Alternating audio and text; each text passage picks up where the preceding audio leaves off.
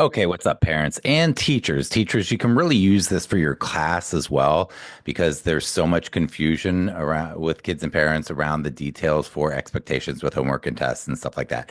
But for parents watching, how do we make a family calendar, a family digital calendar that is helpful to you and that makes life easier for you and your child? I'm going to show you some of the basics. Basically, we had a workshop in my community the other day. And there was a lot of people at this workshop, and I was a little bit surprised about how popular it was, but this seems to be a really important topic. So I'm just going to show you a couple of the basics so you can make your own calendar. We went into great depth. We spent about an hour talking about this and going really deep. But here's the simple thing here. What you want to do first is you just want to go to your regular Gmail account. And in your Gmail account, in your Google, on your regular Gmail, or if you use a calendar from Apple or whatever, you can adapt these ideas to that as well.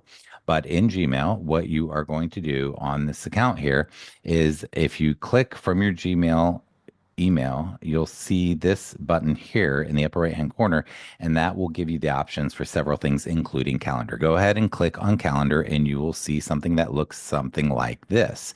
I like to get kids with executive function challenges to use the month view. And if you're creating a family calendar, I think it's easier for these kids who struggle with time blindness and really struggle, even kids who are in high school and college who still struggle with conceptualizing time, not just time in terms of minutes and hours and how much time they have in an evening or something to get things done, but also time more globally, like in terms of weeks and months.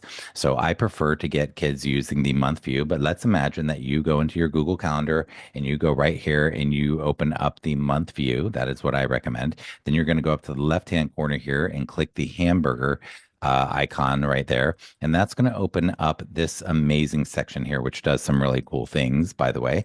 I won't go into all the things that you can put here, but one thing that you can put here that's extremely powerful, especially if you have family members who don't live in the same time zone. So, for example, if your kiddo goes to college or a gap year or moves out of the state and they're in a different time zone, you can put this really cool time zone thing right there. But let's get back to it.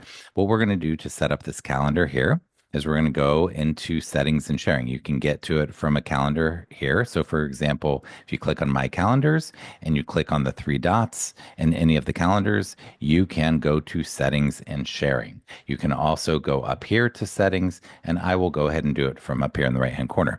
Now we have general, add calendar, import and export, all this sort of stuff. You can see I have several calendars. This account I use to show as an example for kids and families of how to set different things up. But what we're going to do right here is we are going to go to add calendar. We're going to go to create new calendar. We're going to give the calendar a name. Let's call it DeFam.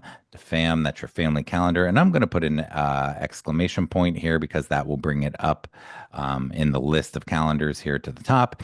So I'm going to call it DeFam, and I'm going to create a new calendar. Bada boom, bada bang. This calendar now exists. Okay. Now I am going to look down here. There it is, DeFam. I'm going to click on DeFam calendar. Here we go.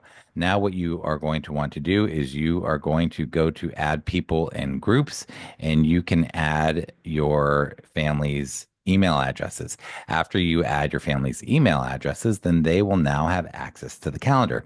And you can choose if you want them to have access to change events or just view events or this, that, or the other. And now you are ready to add events to your calendar. So let's say on this day, you are going to go to the beach and you're going to go with everybody and you're going to go down here where it says school. You're going to change it because we want to change it to DeFam, and we are going to save this event, and bada boom, bada bang, we have the beach. And then you can go next level with this. For example, let's say that I want to change this. If you right click on it, I want to change the beach to a beachy color like turquoise blue. And then I want to go back in and I want to edit it. Let's say that I want to edit it here and I want to add an emoji, for example. I can on a Mac click Control Command Space Bar, and I can add in, let's say, a beach type of let's see, let's do this one here with a little umbrella. and we can save that there. And now we have an event in our new family calendar. So those are the basics. Again, you can go super next level.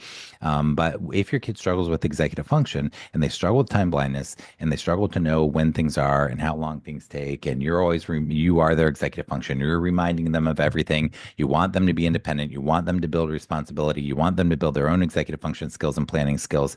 And you want to stop being their executive function. Setting up a calendar like this and compassionately and empathetically and realistically teaching them how to use it so that you can scaffold these skills and build that so that when they are old enough to leave the house, they have these skills and they can be more independent, have more choices in their life, and build that executive function that gives us more choices and better quality of life. This is the way to do it. My name is Seth Perler, sethperler.com. If you like my work, give it a thumbs up on YouTube, share it with somebody, and leave a comment below. If you have any ideas for how to make calendaring easier or any tips for us, please leave those below. And yeah, oh, and I got freebies on sethperler.com and the summit at executivefunctionsummit.com, all the things. Anyhow, anything you want to do to support me, if this was helpful to you, I appreciate it. I want to wish you peace of mind. I want to wish you joy. And most of all, I want to wish you connection with the people you care about, particularly the kids in your life. Have a fantastic day. Take care.